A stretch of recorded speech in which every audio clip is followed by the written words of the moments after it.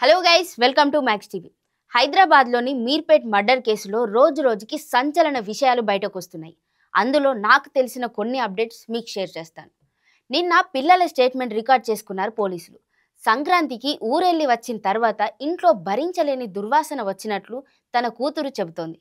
అమ్మ ఎక్కడా అని కూతురు అడిగితే తన తండ్రి గురుమూర్తి మౌనంగా ఉండిపోయినట్లు పోలీసులకు తెలియజేసింది. అటు గురుమూర్తి ఇంట్లో కొన్ని ఆధారాలు సేకరించింది ఎఫ్ఎస్ఎల్ టీం. గురుమూర్తి తన భార్య మాధవి శరీర భాగాలను ఇంట్లోనే కాల్చిన ఆనవాళ్లు ఫోరెన్సిక్ టీం గుర్తించింది. మాధవి హెయిర్ శాంపిల్స్ కాలిన స్థితిలో దొరికాయి. ఆ శాంపిల్స్ను పిల్లల డిఎన్ఏతో సరిపోల్చేందుకు ఇప్పటికే ప్రయత్నాలు జరుగుతున్నాయి. డిఎన్ఏ రిపోర్ట్ ఆధారంగా కోర్టులో నేరం నిరూపించడానికి పోలీసులు అన్నీ సిద్ధం చేసుకున్నారు. భార్య హత్యకు గురుమూర్తి ఉపయోగించిన పలు వస్తువులను కూడా స్వాధీనం చేసుకున్నారు. ఇన్ఫ్రారెడ్ టెక్నాలజీ ద్వారా ఇంట్లో రక్తపు మరకలు గుర్తించారు. ఇక ఇంట్రాగేషన్లో గురుమూర్తి సమాధానాలు విని పోలీసులు విసిగెత్తిపోతున్నారు.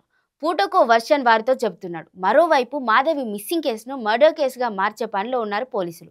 ఆ తర్వాత గురుమూర్తిపై హత్యా నేరం కింద కేసు నమోదు చేసి కోర్టులో హాజరుపరుస్తారు. గురుమూర్తి కొన్నాళ్లుగా ఓ మహిళతో వివాహేతర సంబంధం కొనసాగిస్తున్నాడు.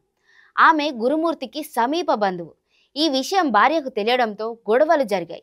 ఈ క్రమంలో భార్యను అడ్డు తొలగించాలని భావించాడు. అదను కోసం ఎదురు చూశాడు. సంక్రాంతి సెలవులకు తన ఇద్దరు పిల్లల్ని తన సోదరి ఇంటికి పంపించాడు. 13, 14 తేదీల్లో మాధవితో కలిసి ఉదయం పూట సోదరి ఇంటికెళ్ళి సాయంత్రానికల్లా తిరిగి వచ్చేశాడు. వేరే మహిళతో గురుమూర్తి ఉన్న కొన్ని ఫోటోలను ఆమె చూడడంతో 15న ఉదయం ఇద్దరి మధ్య గొడవలైంది. అప్పటికే భార్యను హతమార్చాలనే పన్నాగంతో ఉన్న గురుమూర్తి ఆమెను అతి కిరాతకంగా చంపేశాడు. ఊపిరి పోయిందని నిర్ధారించుకున్న తర్వాత 6 నెలల క్రితం ఓటీటీలో చూసిన ఒక వెబ్ సిరీస్లో ఉన్నట్లుగానే మృతదేహాన్ని బాత్రూంలోకి తీసుకెళ్లి ముక్కలుగా నరికాడు. ఆ తర్వాత వాటిని బకెట్ నీళ్లలో వేసి హీటర్తో ఉడకబెట్టాడు. ముక్కలు మెత్తగా మారాక మాంసాన్ని ఎముకల నుంచి విడదీసి మరో బకెట్లో వేసి రోకలితో దంచి ముద్దగా చేశాడు.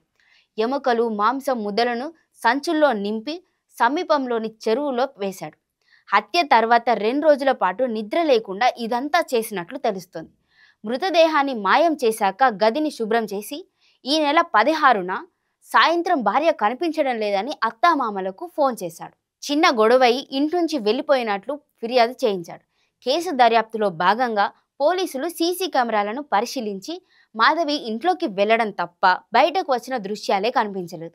దీంతో గురుమూర్తిని అదుపులోకి తీసుకుని ప్రశ్నించిన తర్వాత ఈ విషయాలన్నీ బయటపడ్డాయి.